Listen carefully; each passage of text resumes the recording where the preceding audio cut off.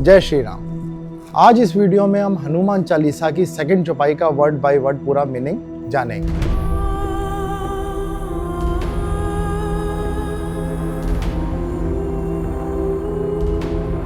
चौपाई है राम दूत अतुलित बलधामा अंजनी पुत्र पवन सुत नामा। यहाँ तुलसीदास जी कहते हैं कि हे हनुमान, आप श्री राम की सेवा करने वाले उनके दूत हैं। आपके पास ऐसा बल है जिसकी तुलना नहीं की जा सकती। यहाँ पर तुलसीदास जी ने अतुलित बल धामा का प्रयोग किया है। देखिए, धाम का अर्थ होता है केंद्र या घर, तो यहाँ तुलसीदास जी ने हनुमान जी को शक्ति का केंद्र कहा है। यहाँ यह भी कहा जा सकता है कि भगवान श्री राम ने अपने दूत श्री हनुमान जी में अपनी सारी शक्तियों का केंद्र बनाकर रखा है। अक्सर हम अपने ग्रंथों में कई योद्धाओं के बारे में सुनते हैं, जैसे कि भीम, बाली, इंद्रजीत, लेकिन इन सभी के बल की कोई ना कोई तुलना की जा सकती थी। लेकिन हनुमान जी के पास इतना बल था कि उनसे किसी की तुलना ही नहीं की जा सकती। इसलिए तुलसीदास जी ने यहाँ उनके बल को अतुलित कहा है।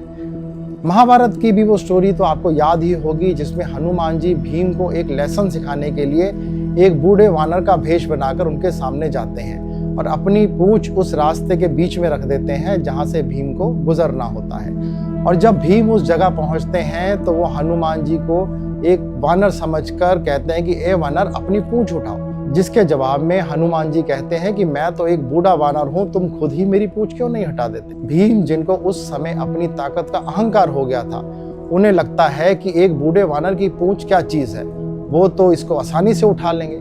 लेकिन वो अपनी पूरी ताकत भी लगा देते हैं, तब भी पूंछ अपनी जगह से हिलती भी नहीं। आखिर में भीम को समझ आता है कि वह कोई साधारण वानर नहीं है। हनुमान जी तब भीम को अपना असली रूप दिखाते हैं और तब भीम का अहंकार टूटता है और उनको समझ में आता है कि इस धरती पे उनसे भी ताकतवर कोई है। सोचो, 10,000 हाथियों की ताकत वाले भीम भी जिनकी पूंछ तक ना हिला पाए, उनके बल की क्या तुलना की जा सकती है। इसीलिए तुलसीदास जी ने उनको अतुलित कहा है। यहाँ पर एक यह भी अर्थ निकाला जा सकता है कि हनुमान जी, क्योंकि आप भगवान श्री राम के दूत हैं, इसलिए आप अतुलित बल के केंद्र हैं।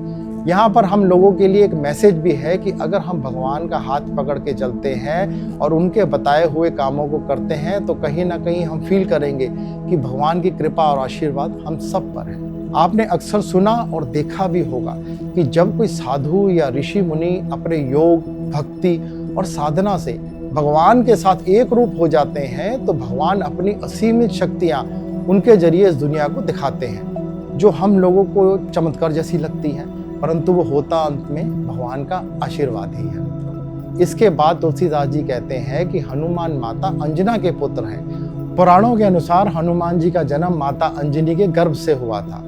उनके पिता का नाम था केसरी।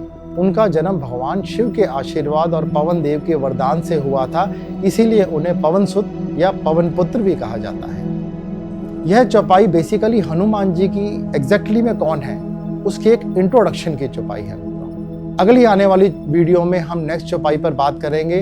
हमसे जुड़े रहने के लिए धन्यवाद। अपना ध्यान रखें, स्वस्थ रहें, प्रसन्न रहें। जय श्री हनुमान, जय श्री राम।